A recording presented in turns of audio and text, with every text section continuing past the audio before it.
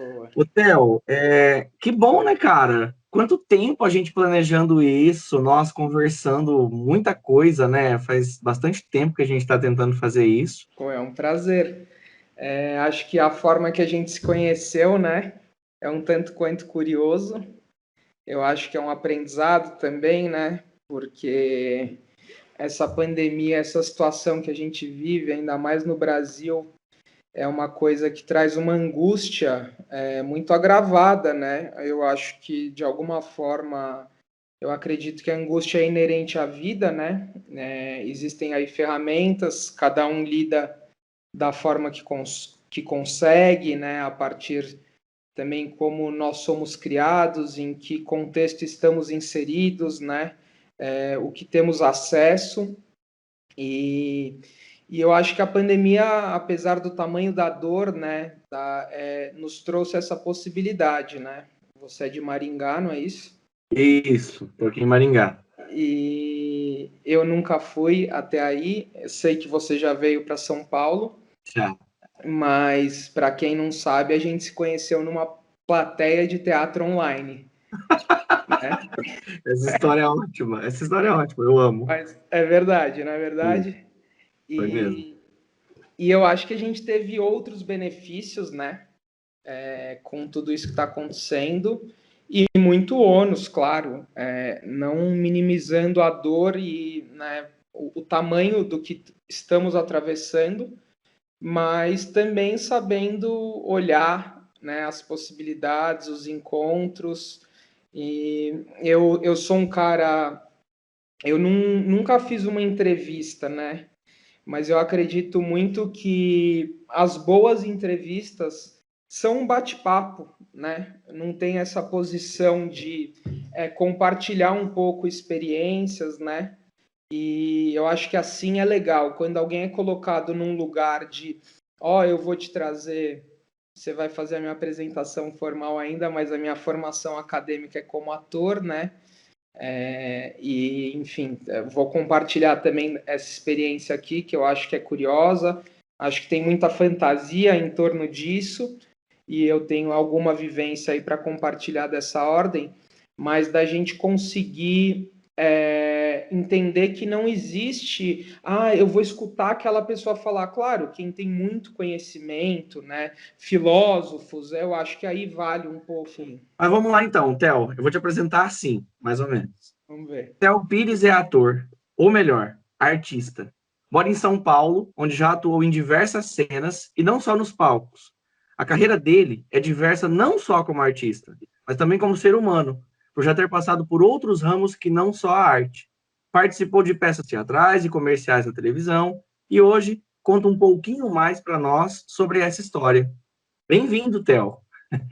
É isso, maravilhoso. Eu acho que esse é um pedaço mesmo, né, da minha história.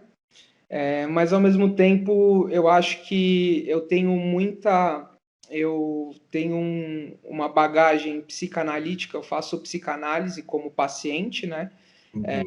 Faz 16 anos. Eu tô a dois já e assim entendo a extrema necessidade e importância.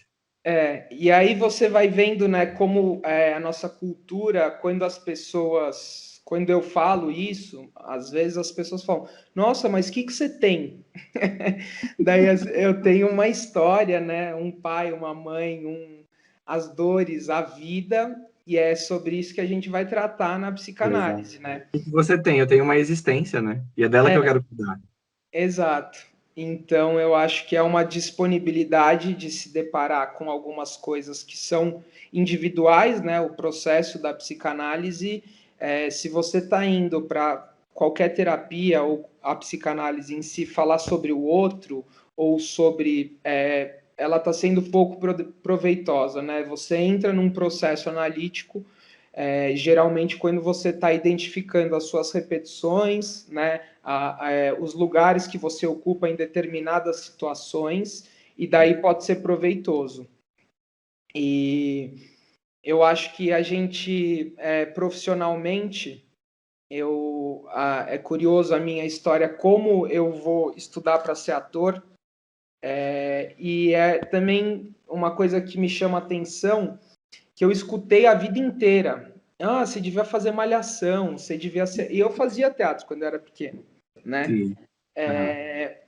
E ao mesmo tempo, isso foi uma coisa que veio num momento, eu vou contar aqui um pouquinho como foi essa construção, que ela está completamente relacionada ao momento que eu vivo da minha vida e as coisas que acontecem e que daí sim, eu sou um ator formado, eu integro uma companhia de teatro, mas como isso foi, né, como essa história aconteceu, é muito curiosa.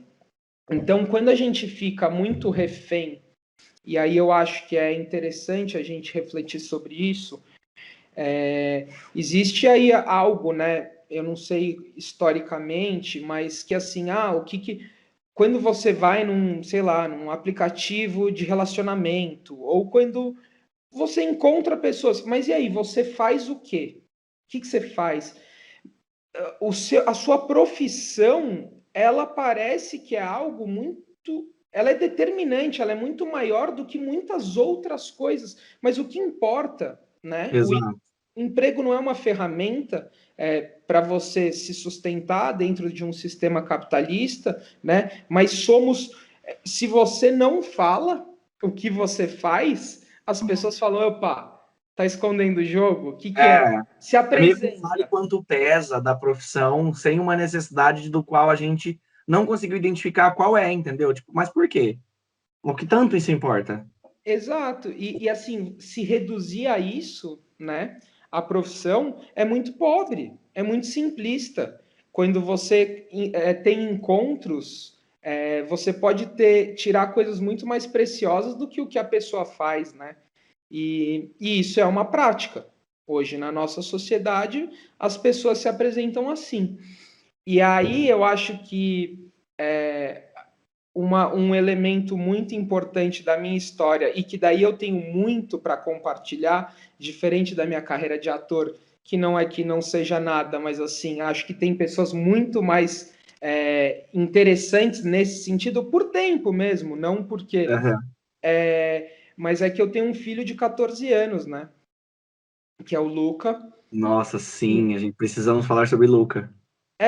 E eu fui pai quando eu soube que a Bi, que é minha companheira, engravidou, ela tinha 16 anos e eu tinha 18 anos, né?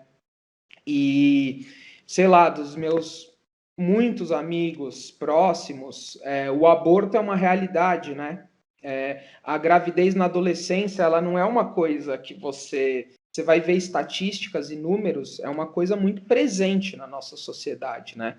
Uhum. E eu acho que dificilmente é uma gravidez desejada em que você planeja, não é, né? Mas é algo que é muito presente. Só que de alguma forma é velado, né? E aí você vai entendendo, mas por que que não é falado sobre isso? Se é uma coisa que acontece tanto, né? De E uma assim, eu acho relevância. que essa reflexão ela é muito importante, Theo, porque ao mesmo tempo que a gente tem a dúvida de o porquê não é falado, e a gente percebe e vai ver quando é falado, claro que são dados e proporções bem diferentes, mas eu falava sobre isso recentemente, até mesmo sobre, né, o combate às drogas ou a conscientização sobre as drogas, ele está ali naquela mesma faixa de um tabu social, vindo mesmo do Estado, né, como um todo, o Estado Nacional e os estados da unidade federativa mesmo, que é muito aquela coisa de, tipo assim, a mesma coisa do combate às drogas, né?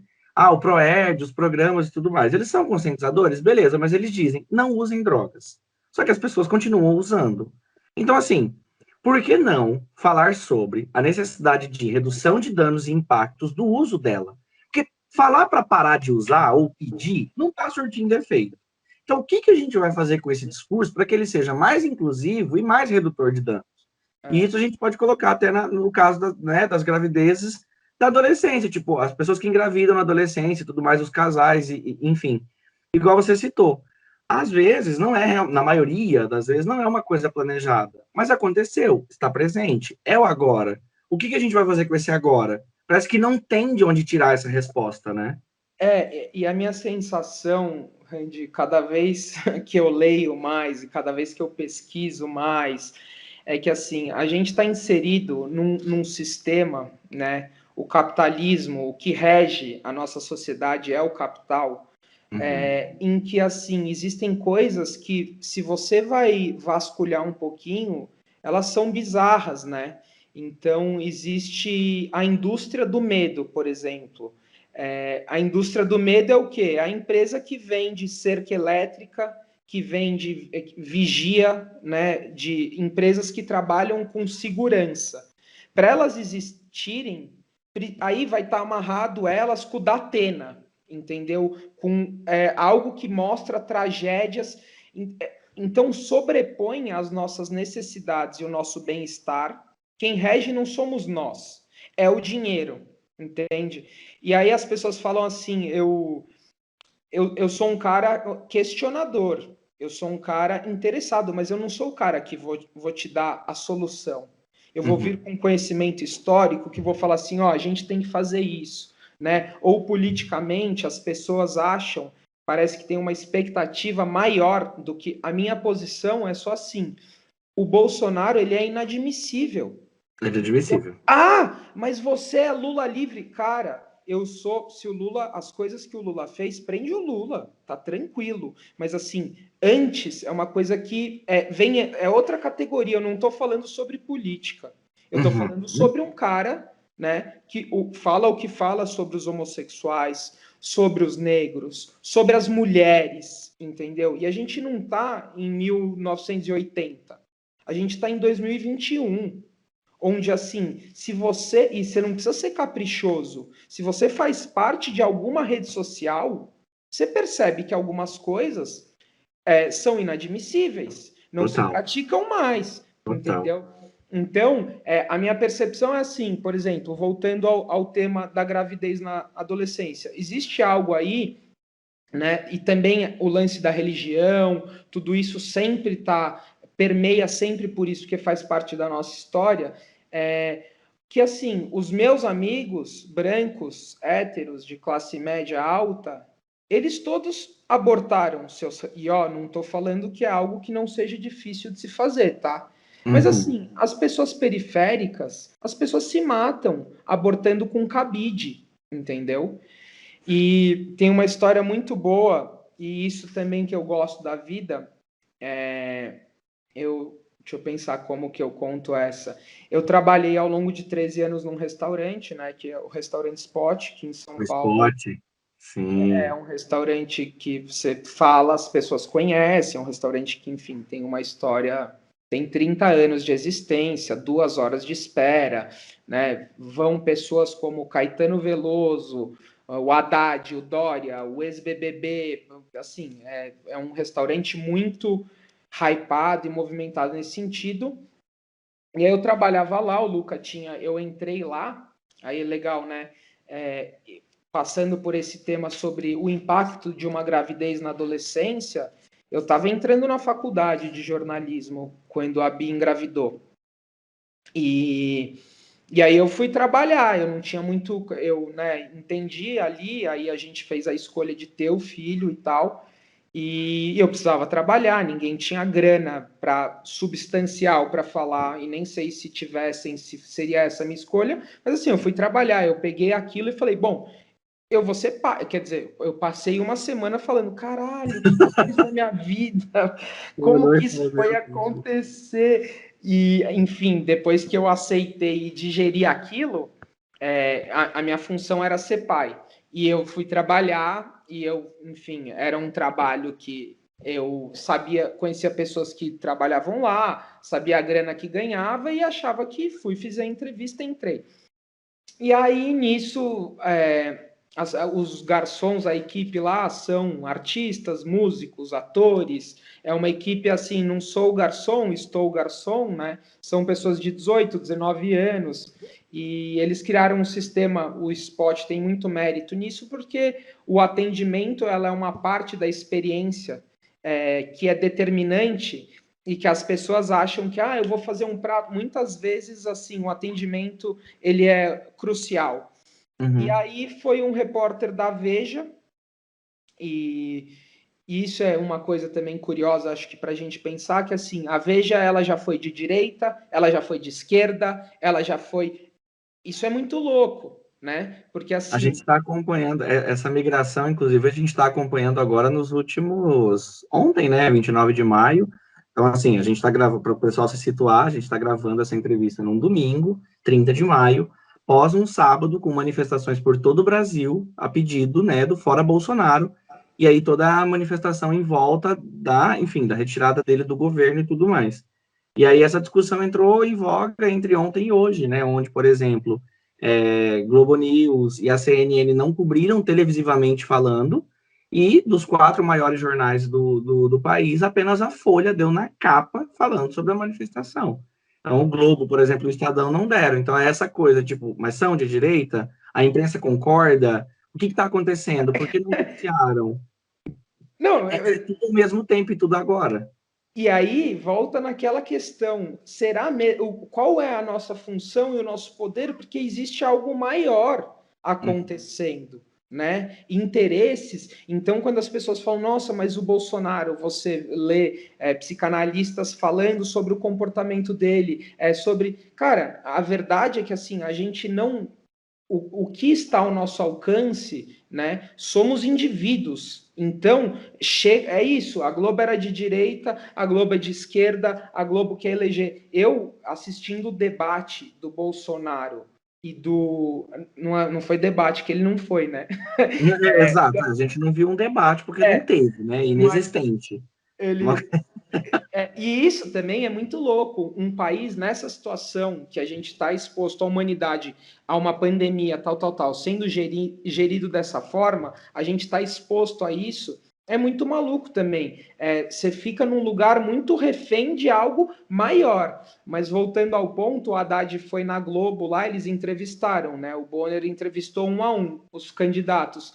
E assim, ele não podia falar, ele não podia falar. Ele falava alguma coisa, ele era cortado, ele ia desenvolver algum raciocínio. Ali, a Globo estava, me parecia, de um lugar de espectador leigo, deliberadamente podando e fazendo uma condução tendenciosa. Hoje, a Globo deliberadamente expõe os pontos do Bolsonaro, coloca, né, a situação. Então, assim, a gente não sabe.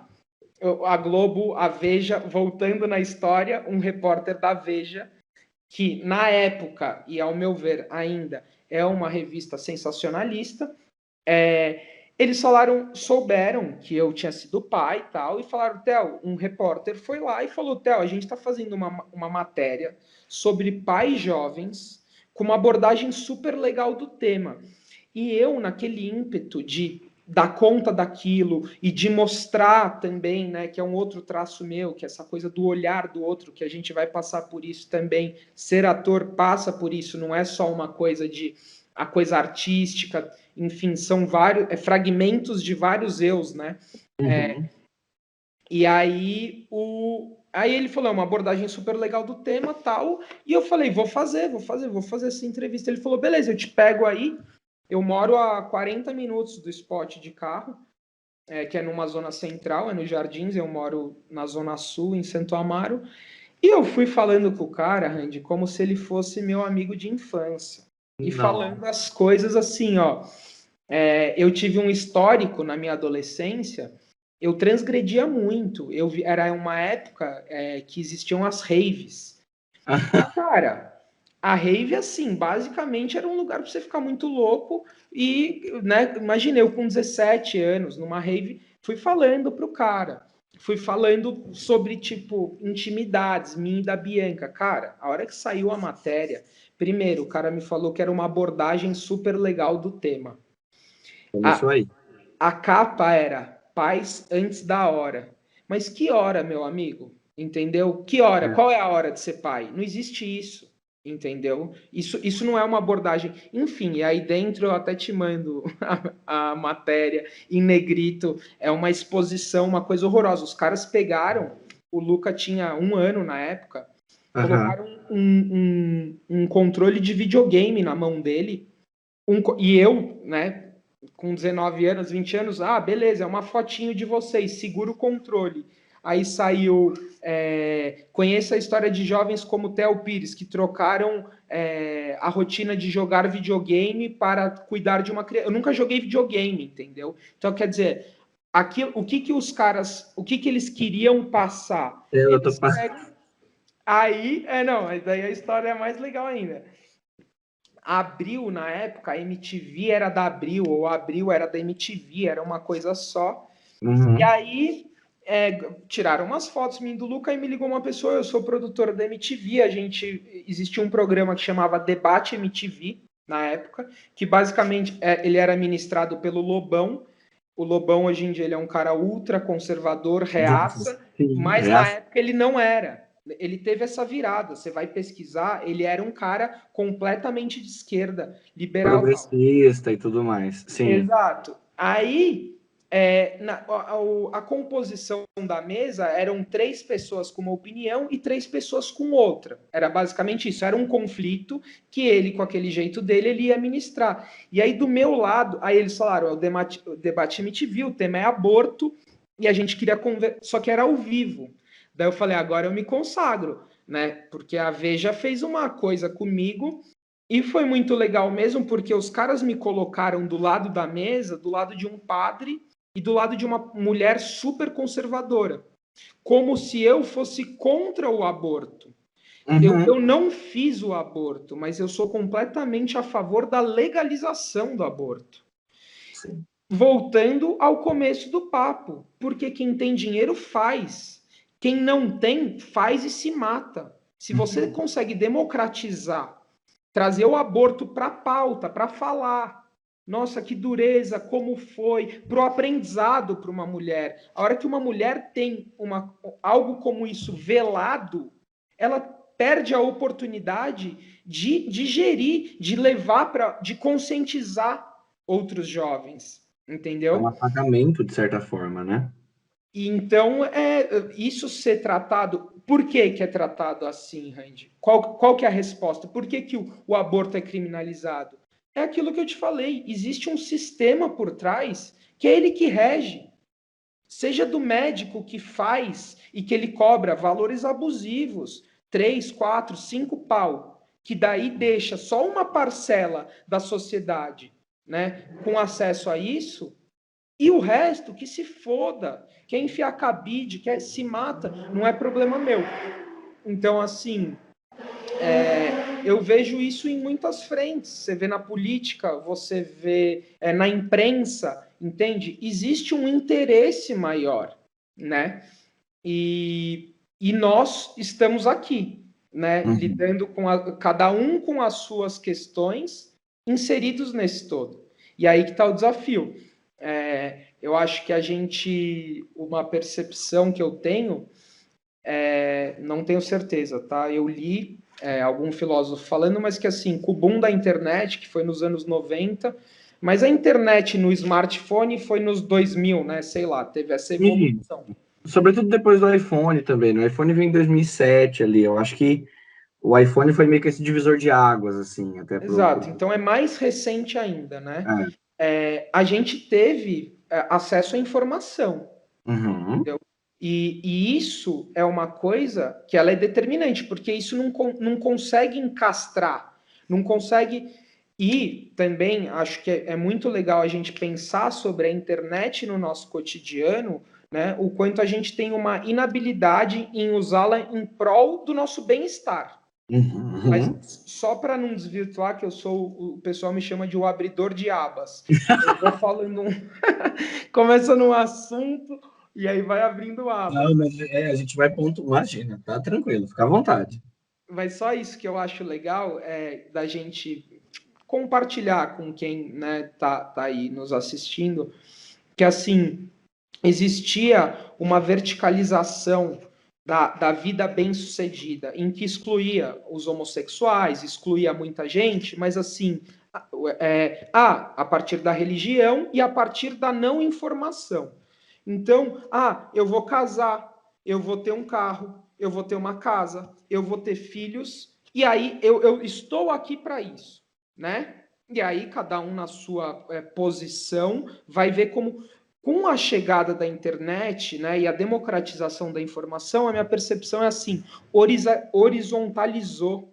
Então, assim, o que, que o Theo quer? O que o Rand quer? Entende? E aí, sim, traz para debate, né? Eu acho que existe um movimento feminista, existe muita coisa valiosa, né? O lugar, os homossexuais sendo tratados como, né? Coisas que você vê na internet. O homossexualismo não é escolha, a homofobia é escolha. Mesmo que você não queira ver, existe um movimento, né? Que está Mas acontecendo. a homossexualidade ela é tratada muito, até mesmo como pesquisador independente desse ato também, como homem gay, inclusive, a gente fala muito sobre isso, né? A gente, na faculdade, eu desempenhei esse papel também muito ali forte em cima sobre a representatividade LGBT, QIA+, e até hoje, assim, sou um grande entusiasta disso. E é muito isso que você falou. Por que que às vezes a gente tem aquela impressão que, né, do lado careta da coisa, digamos assim, da galera que fica falando, nossa, mas hoje tudo é piada, hoje a gente não pode brincar.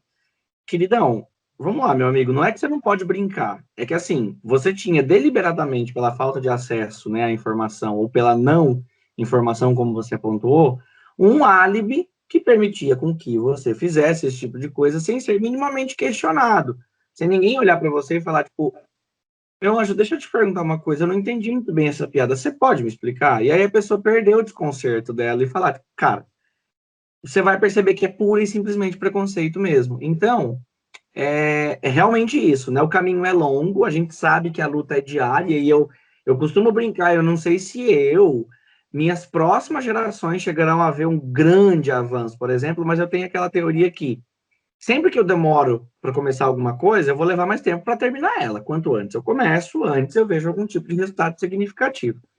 E toda essa representatividade que veio com o advento da internet, sobretudo, para duas frentes, que é a de debate, então nós podemos falar sobre isso de uma maneira onde mais pessoas tenham acesso à informação. A internet está chegando nos confins das casas do Nordeste brasileiro, onde, né, há 20 anos, se a gente for olhar, a gente está em 2021, em 2001 era inimaginável isso, o que chegava era, sei lá, as ondas de TV, rádio, ali quando tinha, e beleza. E o segundo é o espaço para isso, né? Então, se você olha, por exemplo, para tantos atores, atrizes, cantoras, isso de Pablo Vittar, Linda Quebrada, influenciadoras digitais como Bianca Della Fence, a Mel da Banda O, nossa, Jupe do Bairro, então todas essas pessoas, eu acho que tá muito dentro disso que você está comentando, assim, sabe? Que a gente, por exemplo, né, fazendo o resgate, está dentro de um sistema, mas que gradativamente a gente consegue confabular sobre ele, né?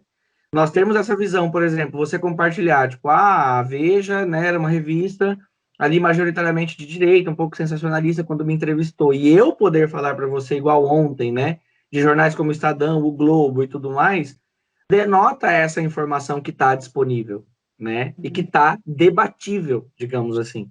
Sim, e isso é uma coisa, Randy, que eu acho que a gente tem a oportunidade, é um lugar delicado da gente, o lance vai, a gente ainda tem que entender a forma, né? Então, eu tenho muito essa companhia de teatro que eu faço parte, a diretora, ela é uma feminista, ativista, o fio condutor da pesquisa é LGBTfobia. A gente partiu a primeira montagem, que foi o Agreste, do Newton Moreno, e aí eu acho legal a gente pensar as pessoas, o que é a arte, qual é a função da arte, né? Essa peça a gente ficou em cartaz, foi para alguns lugares do Brasil, tal, basicamente sem dar spoiler, mas já dando, é um casal do Nordeste em que o texto inteiro mostra o tanto que eles estão ansiosos por aquele encontro e o quanto eles são benquistos pela sociedade, e o espectador vai criando uma coisa com aquela história de amor, que ela é linda e como eles são, e no 3/4 da peça se revela que são duas mulheres. Só que elas mesmas, elas não sabiam o que era mulher, elas sabiam o que era o amor, entendeu? Então, o texto todo ele percorre falando sobre amor, sobre encontro, sobre essa sensação, e o público inteiro vai com essa história. E aí, quando se revela, e aí eu, enfim, estava em cartaz com essa peça, e foi uma amiga, era 2019, 18 e 19, e foi bem, o Bolsonaro já estava eleito, né? E essa peça passou a ter uma relevância maior para a gente, porque daí também uma escolha da diretora, o Brasil é o país que mais mata LGBT no mundo, né? Isso. Então, a gente fazia muito, a gente grifava muito isso, né? O final da peça vinha com as plaquinhas de pessoas que foram assassinadas, e aí foi uma amiga que votou no Bolsonaro sem aquela coisa. Uma outra coisa importante disso tudo que a gente está vivendo. Cara, se você não se interessava por política, agora, alguma coisa. Pode ser uma escolha, falar, cara, eu não quero. Né? Não é uma escolha, mas assim, veio à tona algo que até então, assim, falava-se, mas assim, agora é uma coisa que, assim, ou você vai pesquisar, alguma opinião você precisa ter, né? Então, isso é uma coisa importante, porque a gente não tem essa educação política no Brasil. E quando eu falo no Brasil, eu não sei como é fora, entendeu? Não falando que, mas eu digo assim, você conseguir construir opiniões e posições políticas é muito mais interessante do que um adulto agora, ele tem que votar. Não, isso é uma coisa importante para a nossa sociedade, mas não é assim que é tratado. E aí essa amiga bolsonarista, ela chorou e ela se questionou. E depois que a gente foi jantar, ela falou, cara, isso foi uma coisa que me tocou. Então, assim, a arte ela tem essa função também de apresentar para as pessoas. Às vezes você pega um cara, eu vou te passar um conhecimento. A pessoa não vai estar suscetível a receber. A arte tem essa função, ela te coloca em determinados lugares que você se transforma, entende? E a imposição, isso é certo, porque o Lula roubou, porque o Bolsonaro, isso, muitas vezes, esses chiados não levam a nada. Porque ninguém está escutando ninguém, Randy. Isso é um outro. As pessoas não estão se escutando, elas estão esperando a oportunidade de falar. E quando você não escuta o outro, você se castra da possibilidade, entende? De evoluir, de refletir. Eu acho que isso é muito. E aí tem uma coisa também muito legal para se pensar do ser humano, né? Que o Brasil também é o país que mais mata transexuais no mundo. E ao mesmo tempo é o maior consumo no Pornhub. O maior consumidor. Isso é curioso, não é curioso? Nos debates assim que eu acompanhei, por exemplo, né, como um aliado mesmo, até aqui no Agente Conversa, inclusive, eu recebi uma amiga pessoal minha mesmo, enfim, a Lua Lambert, um exemplo de pessoa, foi a primeira travesti mestra pela UEM, que é a Universidade Estadual de Maringá aqui. Então, a primeira travesti a conquistar esse título, né, mestra em educação. E a gente falou sobre isso também, né? Nossa conversa também foi bem longa, a gente teve aí 2 lives e tudo mais, foi bastante proveitosa, mas existe isso. A gente comentou muito sobre isso, porque ela levantou esse ponto e a gente conversou sobre dessa dualidade. Como um país, por exemplo, que é o que mais mata, motivado pelo ódio, por crimes de ódio, então, assim, a transfobia declarada, deflagrada, né? É o país que tem o maior consumo, por exemplo, de conteúdos adultos, né, voltado para o consumo de produção com pessoas trans. O que ocasiona, o que motiva, onde mora essa dualidade? Porque quando a gente vai pensar no endereço dela, tem alguma coisa errada. Porque como que é o país que mais mata e o país que mais consome ao mesmo tempo? É gerado pela dúvida? É a dúvida sádica? Então, assim, eu quero ir ver como eu quero ir ter curiosidade, entendeu? O genital, ele importa mais do que a pessoa, para mim, então consumir o vídeo me faz me distanciar da necessidade de conhecer a fundo uma pessoa frente a frente, tete a tete, mas me encoraja ao mesmo tempo de possivelmente matá-la, seja com os meus discursos, ou seja com ação deflagrada mesmo e concreta, do que necessariamente eu conversar e conhecer essa pessoa. Então, aí é esse tipo de coisa que me interessa na vida, né? Tem uma frase, o Contar do Caligares faleceu mês retrasado, é um psicanalista que escrevia na Folha às quintas-feiras e é um cara que tem muita relevância no Brasil, né? Essa coisa do um psicanalista pop, um cara que existem um milhão de psicanalistas, mas ele era um cara que tinha uma relevância, assim como o Christian Dunker, outras pessoas que estão na mídia. Nesse espaço, né? Exato. E ele falava: eu não quero ter uma vida feliz, eu quero ter uma vida interessante. Eu compacto um pouco de isso para mim é um pouco sobre a vida, sobre, entende? Os encontros, as possibilidades, né? E de me transformar, e de evoluir, e de muitas vezes poder levar o conhecimento. Aí você falar, o lance de ser ator é uma coisa que me agrada de interpretar, de dar vida a personagens, de contar história, muito a oportunidade, a possibilidade de levar pessoas a se desenvolverem, né? Então sai o ofício do ator, ele é muito egóico. Ele é o ator no Brasil, e de novo, quando eu falo no Brasil, não é querendo dizer que em outros lugares é melhor, é diferente, é querendo dizer com propriedade do que eu vivo. A minha carteira de trabalho, eu sou ator. Você não tem uma perspectiva, então, por exemplo, o ator de teatro, eu tenho grandes amigos, mas assim, artistas foda, que destinaram estudo e sensibilidade e tempo e muita coisa que nunca fizeram nada na televisão, entendeu? Que nunca, a minha realidade, aí acho legal, né, pontuar, assim, a coisa que eu mais fiz como ator foi publicidade. E é uma coisa que também não foi, não é uma escolha minha. E, graças a Deus, infelizmente, é a coisa que o ator mais ganha dinheiro.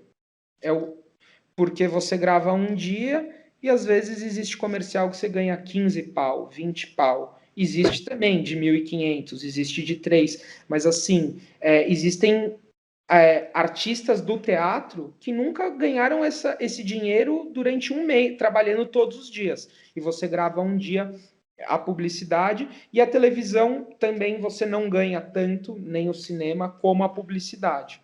Né?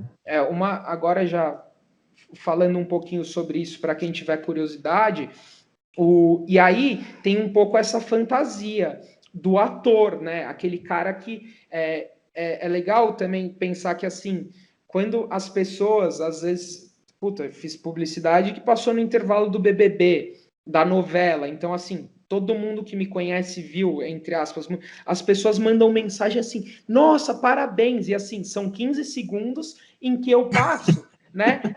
Não, eu falo, porra, obrigado mesmo pelo reconhecimento. Tô feliz, sim. Mas assim, o que eu tava conversando, eu acho que era até com o Bruno ou com algum outro amigo ator, e aí essa pessoa falou, cara, tem um aspecto de assim, a pessoa tá na casa dela e você apareceu, entende? Ela sente como se não é assim, parabéns pelo seu trabalho, pela sua atuação, mas é algo ali. Isso para mim é muito mais interessante do que pensar, não, o Theo é famoso, o Theo tá na televisão, o Theo. Não, mas olhar para isso, né? Aquela pessoa me viu e me mandou uma mensagem. Por que eu tenho que absorver isso como assim? Mas parabéns por o quê? Eu não tenho mérito nenhum. Não, ela tá. Muitíssimo pelo contrário. Está acontecendo alguma coisa ali. A minha psicanalista, ela fala, eu questionando, né? Vou contar já como que é a minha carreira profissional. Mas ela fala assim, cara, eu atendo atores, atrizes, enfim, sei lá, que nunca fizeram 1 milhão de testes e nunca pegaram um comercial, entendeu? Eu que peguei um monte, isso para mim vai para um lugar que daí, né, sei lá, se é a síndrome do impostor, se é o que é inconscientemente uma coisa, mas assim, eu preciso reconhecer, né? Eu fiz um teste onde outros 100 atores fizeram e fui eu que peguei. Isso aí é um mérito. A Total. pessoa me mandar um parabéns, pode ser por essa via. Tava em casa, você aparece e a pessoa se sente te recebendo. Pode ser qualquer coisa. Mas voltando ao começo da história, eu acho interessante quando as coisas vão para esse lugar, né? Quando você começa. Eu sou o terceiro filho de 3 irmãos homens. São 3 homens. Ah, lá em casa também. É, Exato, eu sou exatamente a mesma pessoa. Somos você em é três mais, irmãos. E eu você é sou o o mais último. novo? Aham. É. E o Thiago tem 41, o Diogo 37 e eu 33. E eu sou o único que tenho filho. E eu já esqueci o que a gente estava falando antes mesmo dessa história. Você Era. entrou por conta do mérito do ator e tudo mais. Tipo, você estava falando Não, das comerciais que alguém te mandava mensagem e aí você começou falando. Você é, falou assim, daqui a pouco eu falo um pouquinho mais sobre a minha carreira. é, era para. Ah, não, lembrei. É que eu tô muito nesse momento, né? Hoje o Luca tem 14 anos, hoje eu tenho uma estabilidade financeira que foi uma coisa. Eu fui trabalhar no spot para pagar o seguro de saúde, para pagar a fralda, para pagar minha análise, que eu fazia terapia. Uhum. Era basicamente isso, era um lugar de sobrevivência de eu vou dar conta dessa porra. E hoje, 14 anos depois, o Luca tem 14 anos, eu tô num lugar de escolher. Então, assim, o que eu quero? Então, por exemplo, eu sou uma pessoa cética, o meu irmão é ateu, eu não construí isso, entende? Só que isso é muito assim, a religião é uma coisa que a fé, que eu acho que tem muitos benefícios, mas nesse momento que eu tô, não tenho mais como. Então, o meu processo eu vou me formar. Posso Uhum. ser ateu no final, posso ser cético, mas eu vou me constituir, eu vou pesquisar, eu vou experimentar, né? E assim eu fui com esse irmão mais velho, que é muito culto, muito inteligente, muito generoso, muito altruísta, muito, e ele Muito, tem muito tudo. muitas dores por ser quem ele é, mas é uma pessoa muito inteligente. Eu não podia, na minha adolescência, eu tinha que gostar de jazz. Eu não podia gostar de pagode, eu não podia gostar. Não é que eu não podia, né? Eu me sentia assim. Mas assim, o bom gosto, eu não podia assistir O Mentiroso e me divertir. Eu tinha que saber quem era o David Lynch, eu tinha que saber quem é o Almodóvar, eu tinha que saber quem é o Kubrick, e isso me fez uma pessoa que socialmente as pessoas me julgam muito mais culta do que eu sou, com muito mais credibilidade em determinados. E agora o meu momento é de me constituir nesses Uhum. caminhos, entende? E de entender que sim, tem dia que você quer escutar que pagode, sertanejo, eu não gosto, meu gosto não gosto mesmo. Mas digo assim, você quer Mas tá escutar tudo uma bem para quem música gosta, né? e respeitar também, entende? E aí, mais por outro lado, você vai entender, né, da onde veio o blues, da onde veio o jazz. Isso é uma coisa que combina comigo. Uma coisa, você vai beber um vinho, por exemplo, ou você vai beber uma cachaça de 1,50, você vai ficar doidão. Tudo bem, mas assim, a história do vinho, tudo aquilo que vem, toda aquela complexidade, isso torna a frase do Contardo, a vida mais interessante.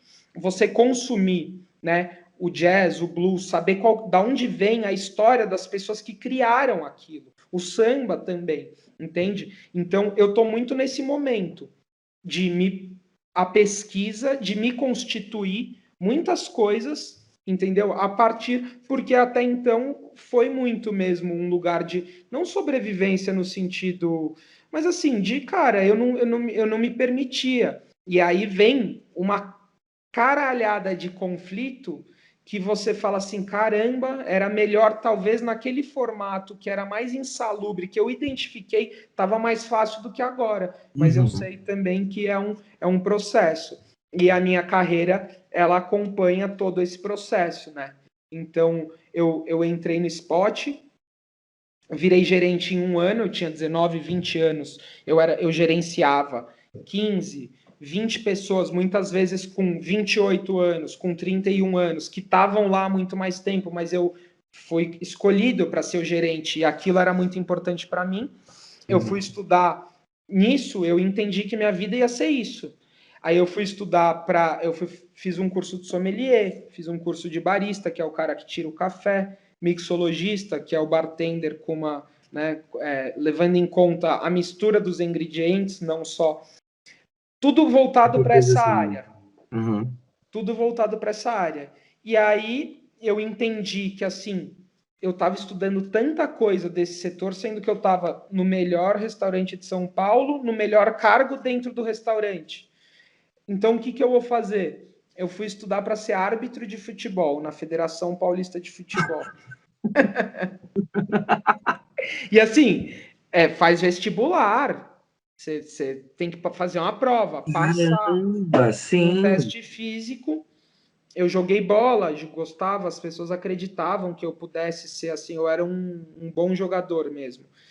E aí comecei nessa, aí fui, uma pessoa foi no Mas você esporte. atuou um tempo? Você estudou e atuou um tempo ou não? Não, estudei 8 meses e desisti. Era Ah, um ambiente extremamente machista, um lugar escroto e é uma puta sujeirada. A própria federação, quem apita. Mas por quê? Porque não via a possibilidade, eu não me sentia capaz, e aí eu saio do esporte no começo da pandemia, que é uma reviravolta. uhum. Eu não via a possibilidade de assim fazer. Eu estava ali, ganhava uma grana que atendia a minha estrutura, a escola do Lucas, seguro de saúde, tal, tal, tal. A hora que eu falo, cara, eu preciso. O meu primeiro movimento é assim: eu preciso fazer alguma coisa em paralelo ao esporte. Não existe fazer algo. Era um apego, Randy, que você não tem ideia. Aquele lugar tem uma representatividade para mim bizarra. E aí o árbitro de futebol tinha um amigo que era e trabalhava em restaurante e rolava, porque você vai e apita um jogo. Achava que podia ser via grana, tipo, pesquisei, o cara que apita o final do Campeonato Paulista ganha 4. Fui nessa. Aí fiz, aí foi uma mulher no spot e falou, cara, tem um comercial. Eu nunca tinha estudado para ser ator, fazia teatro quando criança. Tem um comercial que é muito seu perfil. Daí eu falei, mas como que funciona? Eu não sabia como funcionava, né? Uhum. Isso quando, mais ou menos, Théo? Isso 2014. Isso eu entrei no Spot em 2007, ou seja, isso 7 anos 7 anos depois. depois. E Uhum. sempre estudando, né, alguma coisa, mas também me sentindo no mesmo lugar de alguma forma. Profissionalmente muito. E aí, bom, enfim, foi aí que eu fiz o primeiro comercial. Eu fui, fiz o teste, não sabia como era, me explicaram lá na hora. Aquele monte de ator que faz isso todo dia, né, num lugar, e eu só observando. E aí eu peguei a primeira publicidade, e aí vou contar um pouco mais como que foi essa parte, mas só para fechar, nesses momentos em que eu vivi, eu tinha muito esse lugar de assim, o que dá para eu fazer? Uhum. E como eu virei adulto com um filho, o lugar de escolha também não foi, a escolha foi ter o filho, mas a Uhum. partir dali era muito o que dava, o que dava. E aí hoje é o momento que eu tô da minha vida que assim, eu posso escolher absolutamente tudo. O dinheiro, e tá sendo muito angustiante para mim, cara. Entende? Então, É aquele termo que a gente cunha, que fala que já é cunhado, na verdade, que é o paradoxo da escolha, né? Tem eu não vou lembrar o nome agora do pensador e tudo, mas depois eu posso até pesquisar e tudo, mas tem até um vídeo no YouTube que fala sobre o paradoxo da escolha. Uma coisa que a gente tem em comum foi igual você falou, você começou a fazer faculdade de jornalismo, eu sou jornalista de formação, e na faculdade eu me lembro muito bem disso, assim, um professor que exibiu esse vídeo, e, tipo, me marcou até hoje, me marca até hoje, que é isso, entendeu? Quando parece que a gente não tem para onde ir, a gente é mais condicionado, e o condicionamento faz a gente se sentir mais tranquilo. Uma vez que você está nessa ocasião atual que você falou, se torna muito difícil, parece que eu sempre soube para onde ir, e agora que eu posso escolher para onde vou. É Exato. muito existencial, Theo, é muito existencial. E aí a gente vai para aquele lugar que a gente, lá no começo do papo, que a internet, antigamente, assim, você sabia de um amigo, um casal que eles pegaram uma Kombi e viajaram. Você sabia de um.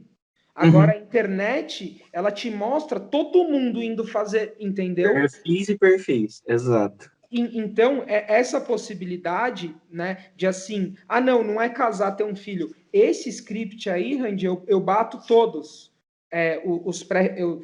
Tenho filho, meu filho é lindo, no Instagram eu tenho foto fazendo yoga, isso não serve de nada, bicho. Antigamente era assim, você tá aqui um pouco para isso, né? Muito mais duro para as mulheres, muito duro para os homossexuais, mas assim, o homem hétero branco, ele estava ali para cumprir essas.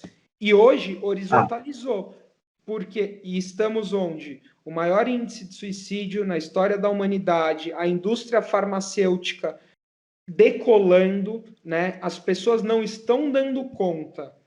Eu vejo muito isso. E quem vive ainda aquele sistema, né, misógino, machista, do capitalismo, dinheiro, carro, casa, filho, de verdade são muitos, mas assim, estão vivendo a vida, acho que da pior forma que dá para ser, né? uhum. E eu acho que quem se questiona e quem está buscando aí outras satisfações, ainda assim, tá bastante difícil. Acho que é esse momento que a internet nos possibilitou, ele reflete muito isso. E aí, bicho, é o que cada um faz, né? Com o que está sentindo. Tem gente que prefere estancar, fala, não quero sentir. Tem gente É. que. E aí, esse é o aprendizado, né? Nossa, total. E o não sentir é muito. Você falando da psicanálise também, Theo, me traz muito para mim, né? Porque igual você falou, você está ali há 16 anos, né? Mais ou menos. Eu tô há 2. E a Sim. psicanálise também me traz muito isso, muito essa visão, muito essa análise mesmo, que era muito assim, você foi falando algumas coisas e eu fui me reconhecendo muito um pouquinho nessas falas. É claro que com jornadas diferentes, nós nos conhecemos não tem muito tempo, mas felizmente isso aconteceu e eu sou muito grato por isso. Mas você falando isso também, eu tinha muito isso, né?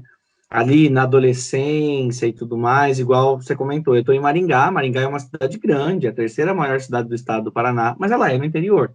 Eu estou a 560 quilômetros de Curitiba, a 400 e pouquinho de São Paulo. Então, por exemplo, um voo daqui aí dá 1 hora. É rápido? É, mas é 1 hora. Então, a gente está em uma certa distância de grandes centros e tudo mais. E parece que não, mas o local físico também influencia muito, né?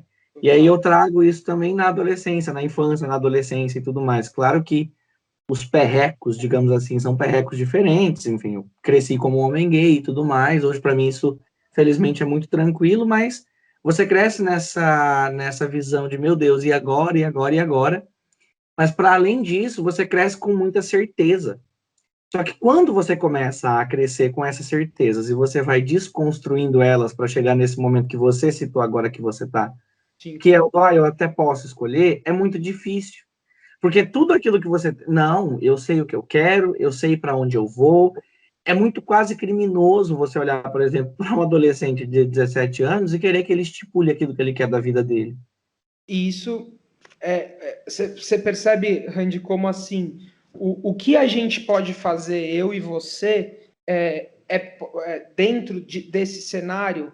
Então, o que eu ia te perguntar é a questão em Maringá, as pessoas são muito como que é o lance, como foi quando você se percebeu homossexual quando você digeriu isso e como foi para você contar ou como que foi esse trajeto, qual a idade que você tinha? A minha caminhada com a minha homossexualidade, ela foi bem curiosa, assim. Eu contava até recentemente, esses dias, em um podcast também, de um outro célebre, grande amigo meu, Christian Preza, que tem, eu te contei essa história, é um podcast muito legal, inclusive depois eu posso até te mandar o link, e até para o pessoal também que estiver nos ouvindo, tiver essa curiosidade, é muito legal. Mas assim, eu tenho 26 anos hoje, e a primeira vez que. E aí entra uma outra curiosidade, porque eu estou em Maringá há 6 anos. Eu mudei para Maringá em 2015, que foi quando eu comecei a trabalhar aqui, tal qual, na mesma visão sua, tipo, cara, preciso me manter. Os meus pais, ok, me ajudavam, tudo mais, mas não é aquela condição de tipo, eu posso te dar casa, carro, comida, roupa lavada e tudo mais. Você vai ter que ter uma contrapartida financeira nisso. Mas eu vim para cá em 2015, morar. Mas a minha percepção mesmo foi quando eu tinha 15 anos, que foi na ocasião de 2012.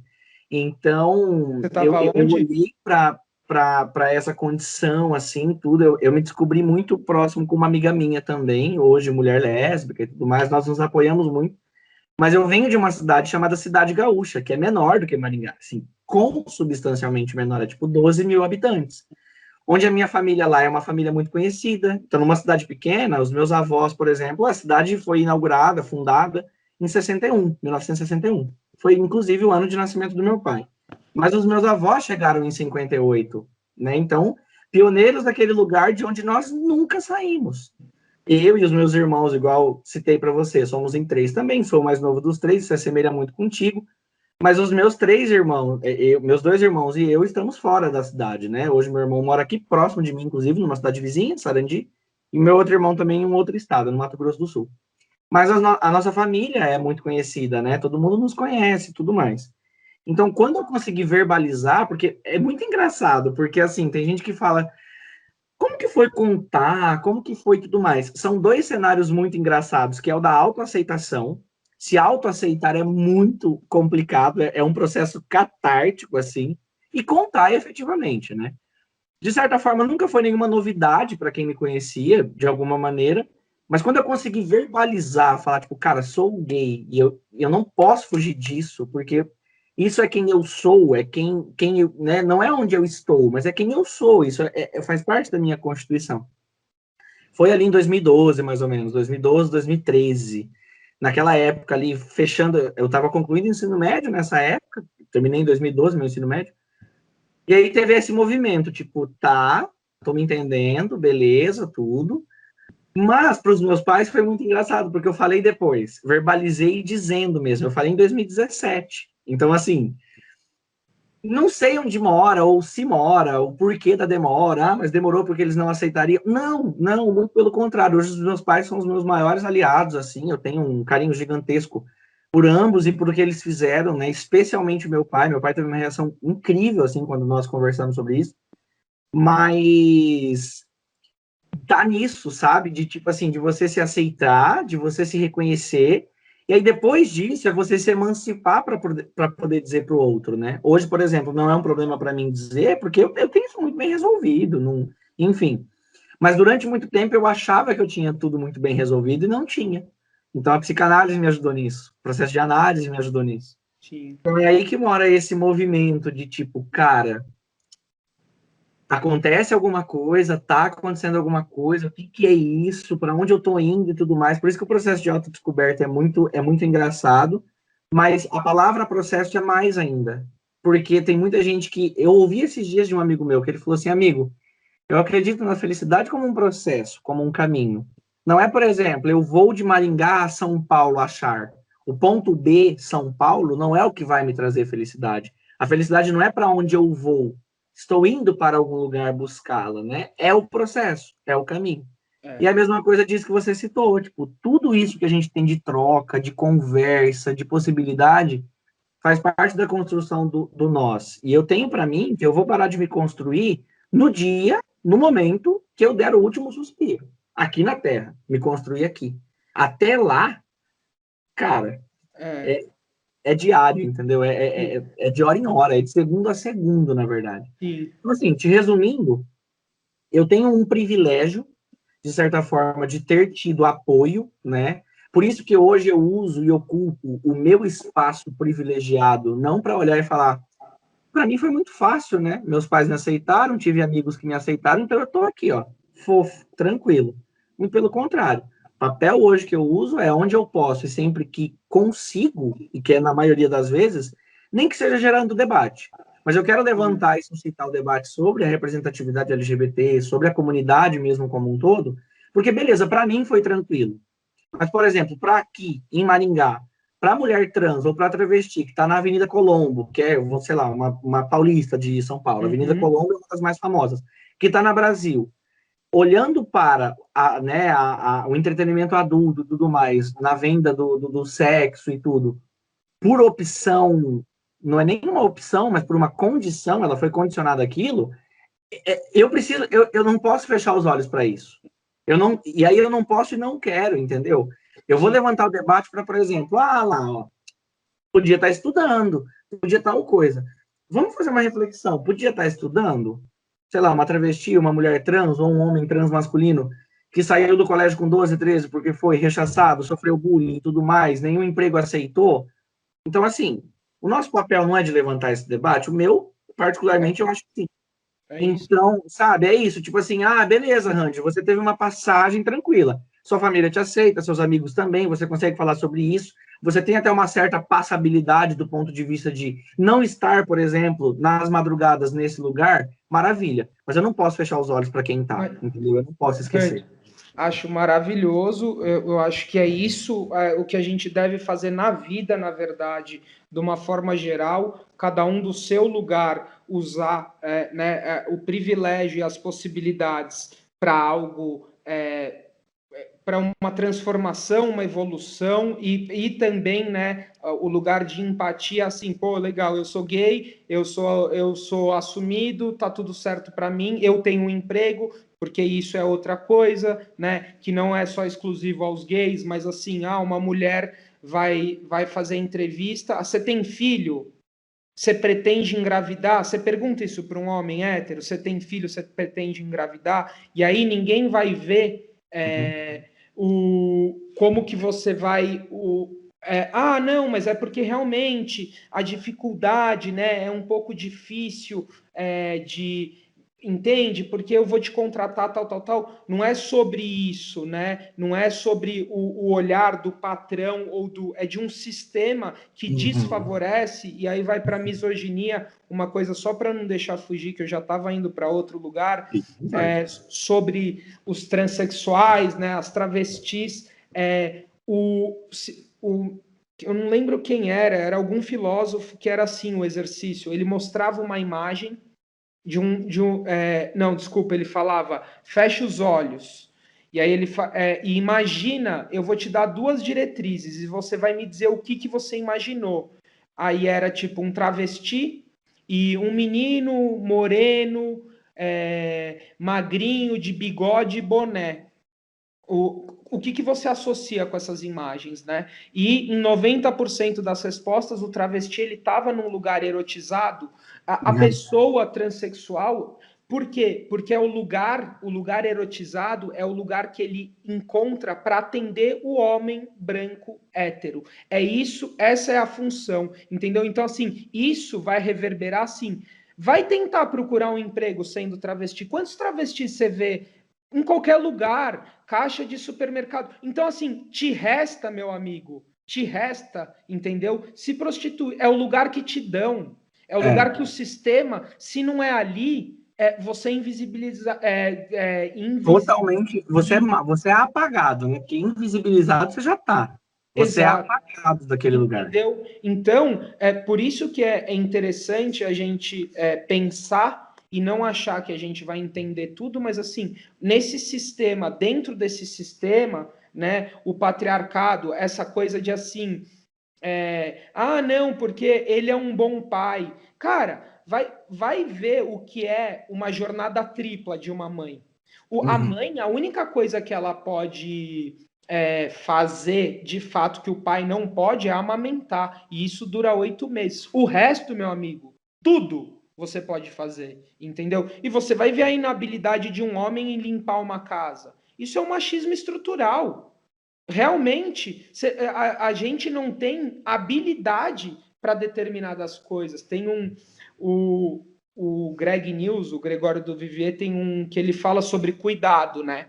Que ele fala desse, eu nem lembro exatamente, mas ele fala por que a mulher ela tá sempre nesse lugar de cuidar, né? Você vai ver, historicamente está ali, é um registro. Então, se você se interessa, né, pelas coisas, você vai conseguindo corromper uma ruptura, nem que seja mínima, nem que seja numa coisa, e por isso que eu acho valioso conversar. Total. Eu sou um adepto total do diálogo. Total. Porque é isso, você vai me trazer uma coisa, é óbvio, né? Eu, nesse aspecto do homossexualismo e como pai, né? Eu fico pensando, cara, a gente vive uma sociedade tão preconceituosa. Graças a Deus, o Luca não. Ele ainda não manifestou, não digo que ele é hétero, que ele é gay, mas assim, graças a Deus, eu sei que ele vai ter a minha escuta e o meu acolhimento de assim, ó, meu filho, vai ser feliz. Eu vi lá no Spot, que é um restaurante que é muito, tem um público gay muito assíduo, eu vi situações de assim, gente, um cara que é filho de uma família super religiosa e que são 9 irmãos e que São Paulo inteiro sabe que o cara é gay, mas ele não pode levar alguém no Natal, ou a pessoa que ele vive, que ele ama. Então, assim, esse tipo de coisa, você olha a dor da pessoa que você ama em nome do quê? Entende? Em nome Em do quê? detrimento, exatamente. E aí, então, você vai questionando e aí você vai entendendo da onde vem, né? O patriarcado. A Bianca, ela lê uns livros e eu pego e leio também, né? Uns a gente lê em comum mesmo, outros eu vou dormir e dou uma folhada. E tem uma psicanalista que chama Regina Navarro Lins. Ai, tudo. Ela era comentarista do Amor e Sexo. A Isso, bancada do Amor e Sexo. A ela Regina é mesmo. incrível, E, incrível. e ela tem um livro que chama Cama na Varanda, acho que é Cama na Varanda. E aí ela vai, historicamente, você vai vendo da onde vêm as coisas, entendeu? Né, a mulher, para que serve a mulher? Ou lá no passado, né? Por que, que a descoberta do anticoncepcional, que é 1960, para pensar, Randy, assim, é outro dia. Isso é um divisor de águas que a mulher pode escolher. Eu não vou engravidar. Então você não vai me dar esse lugar, entende? Não, eu não tô aqui para isso. Eu passo e aí é uma luta, né? Você vai ver a igualdade de salário, enfim, o próprio lance da entrevista de emprego que eu falei é uma luta, mas eu sou um cara que eu guardo poucas coisas, mas cara, puta, podcast é um negócio que eu tem alguns muito bons. Puta, livro também, e é isso, né? No final das contas, é o aprendizado e são as coisas que nos fazem evoluir, né? Quando você É. aprende alguma coisa. Você falou de podcast, eu até tenho um, assim, dois, na verdade, que um eu ouvi até, inclusive, ontem, do Dilemas, é um podcast chamado Dilemas. Ah, é o Pedro e a Ana. Eu não. Lua Barros, Lua Barros, Isso. Pedro Fonseca. Pedro Fonseca, os dois. E eles têm o Dilemas, e o 89, que foi o mais recente que saiu, é o Sou Gay e Cristão. Então, assim, cara, foi um dilema, o Theo, ele tem meia hora, assim, o episódio, mas é uma coisa tão profunda e tão importante, tão bonita, que, por exemplo, para mim também, que tive essa criação um pouco ali, mais católica mesmo, então, cresci com mãe catequista, mãe coordenadora de catequese, fui coroinha, então, olhar para esse lugar hoje, com esse entendimento e esse debate, a discussão que a gente consegue suscitar nesses mais diferentes meios, né, foi muito importante para mim, e fez muito bem, inclusive, e recomendo muito ele também, que é muito bom, mas um outro especificamente, que é com a Viviane Mosé, uma outra também psicanalista, e o Conhece? Lucas, a Mosé, ela é tudo, ela é incrível, e o Lucas Lidick também, o Lucas Lidick, ele é de Porto Alegre, ele tá agora bem famoso, assim, Sim. felizmente ele tá na internet, ele levanta muito debate, que é o Mamilos, né, o Mamilos com a Ju e com a Cris, e o Mamilos tem o Quem Cuida de Nós. E aí eu fui ouvir o Quem Cuida de Nós. Eu não sei se você já chegou a ouvir esse episódio, mas assim. Sim. Cris Bartz e Juva Lauer. Eu também Isso. tô. Eu falei com a Ju. Foi, até conversei com a Ju um pouquinho, com a Cris também ali no Instagram e tudo mais, mas Elas são célebres, a apresentação é célebre, mas esse episódio especificamente, Otel, ele fala muito sobre isso que a gente comentou nesse meu aqui, né? Nessa nossa conversa, que é da descoberta, da redescoberta, do empenho, do cuidado, de quem cuida de nós e tudo mais. Então, nossa, assim, são debates gigantescos, valiosos, assim, É, dos grandes que eu acompanho também e tudo mais. é, E foi muito legal você falar essa questão também ali agora suscitando, né, que você falou da conquista, por exemplo, do anticoncepcional e tudo mais. Olha como a gente tem hoje a possibilidade de levantar um debate diferente e diferenciado com essa nova realidade, né, com o que a gente tem de troca de informações. Porque hoje, por exemplo, entra muito em pauta também o anticoncepcional masculino, né? Porque sim. né, as perguntas, por exemplo, por que tirar da mulher a fertilidade que é dela e não do homem que também é fértil?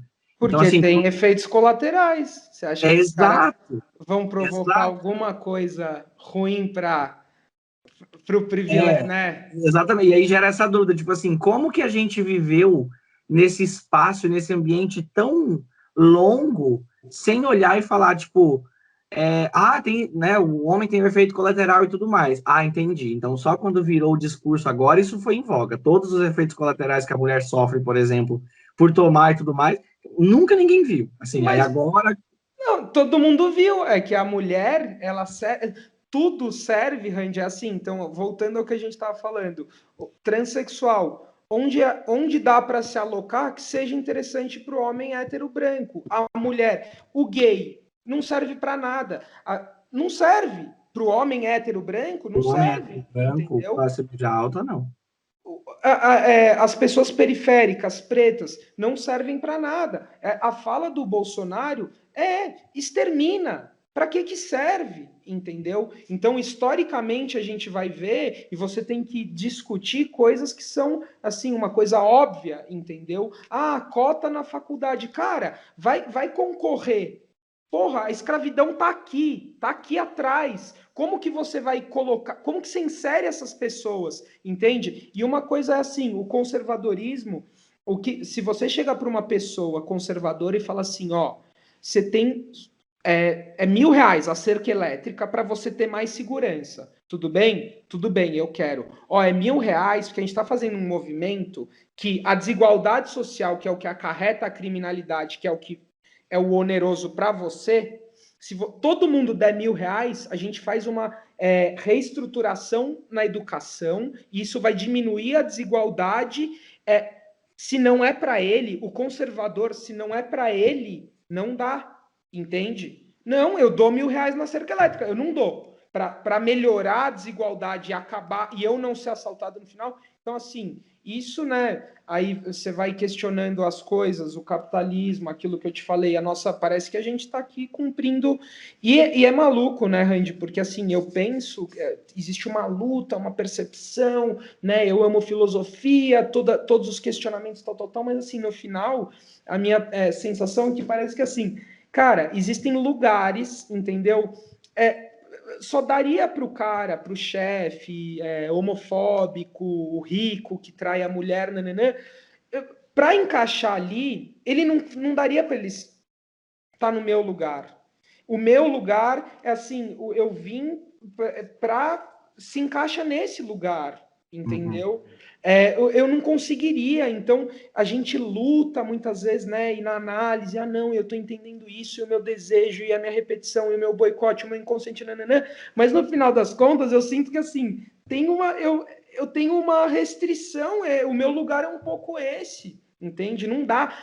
Então, sei lá, você ter um sucesso absurdo, ser milionário financeiramente, implica em determinadas coisas que de repente não sei, entende? Não, você precisa fechar o olho para determinadas coisas que eu não sei se eu vou ser capaz, entende? Uhum. E não pelo amor de Deus, eu gosto de viajar, eu gosto de um monte de coisa que o dinheiro possibilita, entende? Mas assim, não dá para não questionar determinadas coisas, ou ao menos não dá para não sentir, né? Exato, E, exatamente.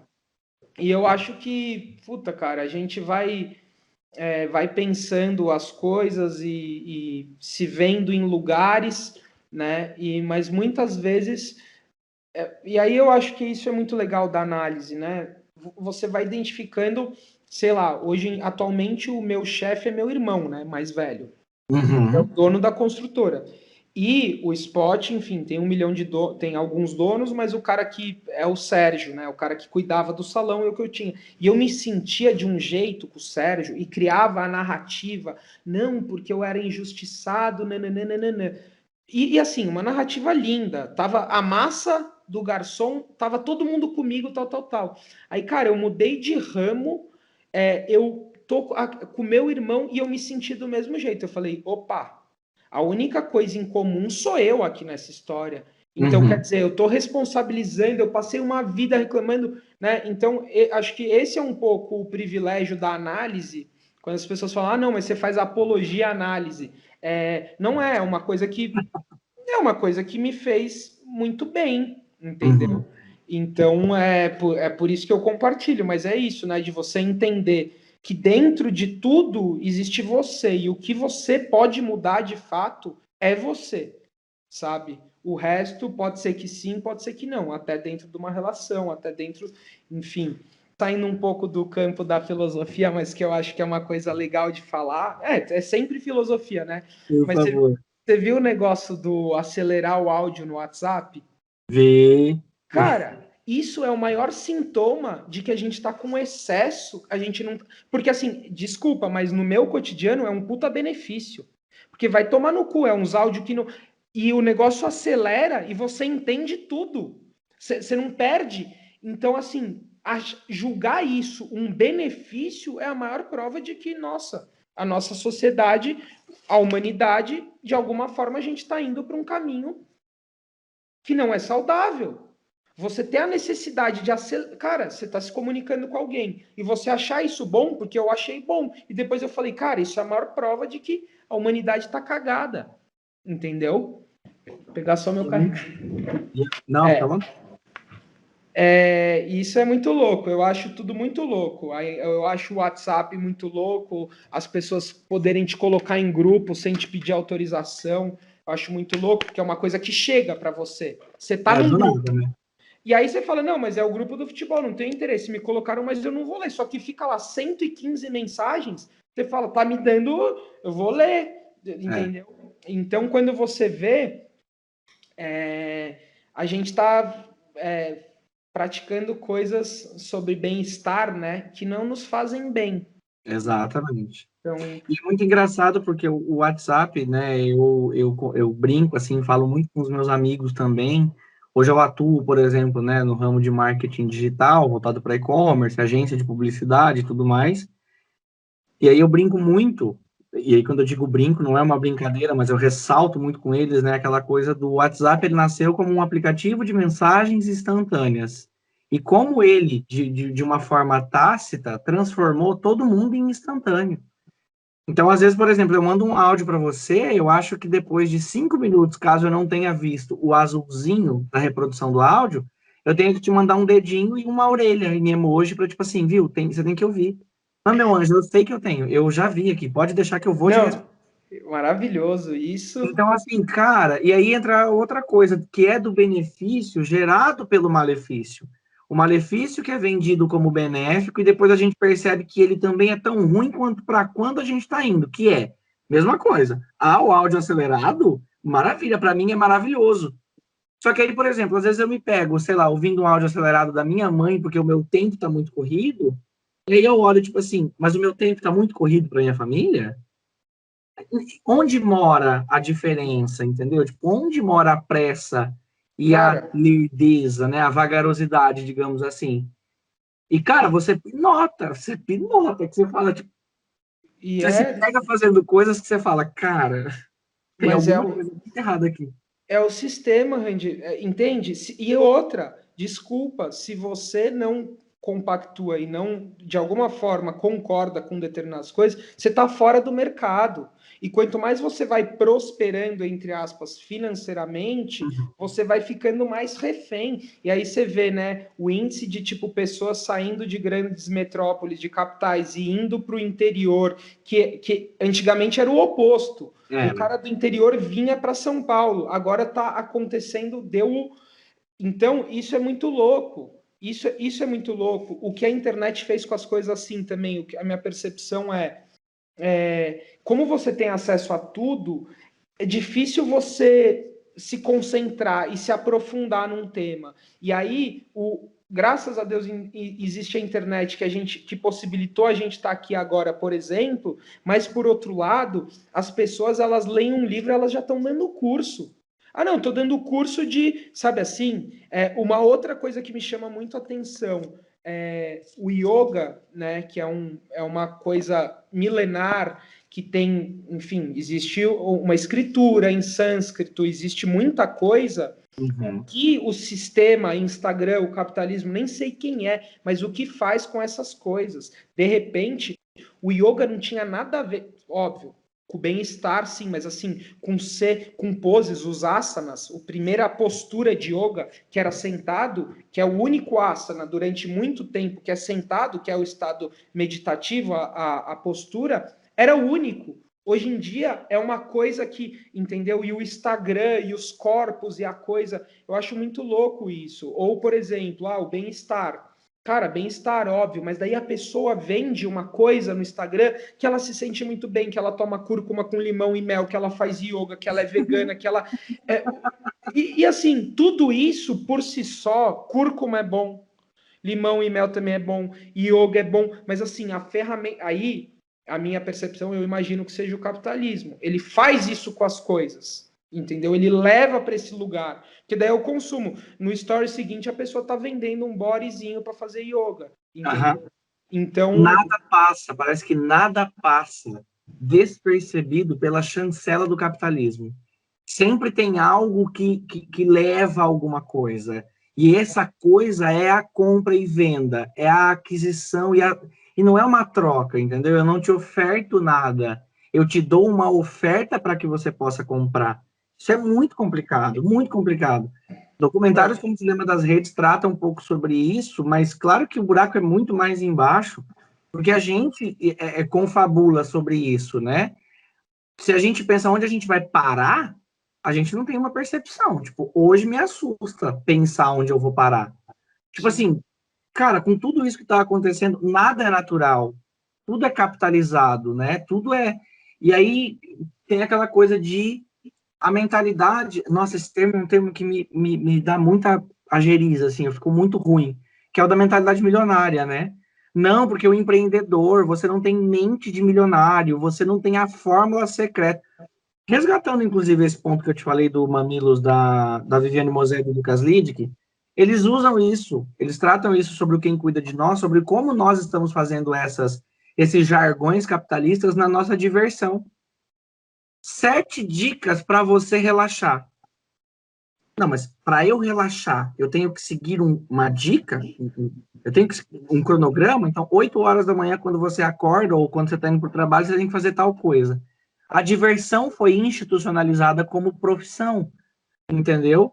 O direito ao ócio é nos negado, assim, bem como o direito a não querer consumir. Então, se você não consome, você não faz parte do jogo. Sim.